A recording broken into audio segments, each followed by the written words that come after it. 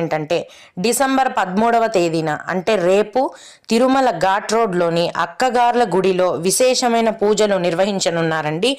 మనం ఘాట్ రోడ్లో వెళ్ళేటప్పుడు ఈ అక్కగార్ల గుడి అనేది వస్తుంది. ఈ ఫోటోలో చూపిస్తున్నాను. ఈసారి వెళ్ళినప్పుడు ఖచ్చితంగా దర్శనం చేసుకోండి.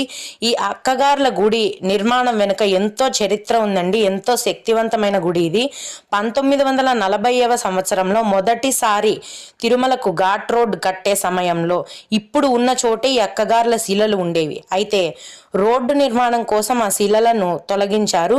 అప్పటి నుంచి ఆ శిలలను ఎప్పుడైతే తొలగించారో అప్పటి నుంచి రోడ్డు కట్టే సమయంలో నిర్మాణం కోసం చాలా సమస్యలు ఎదురయ్యాయండి.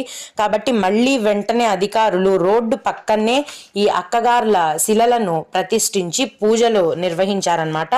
అప్పుడు ఘాట్ రోడ్ కట్టడంలో ఎటువంటి సమస్యలు లేకుండా ఘాట్ రోడ్ అనేది నిర్మాణమైంది. అయితే 2008వ సంవత్సరం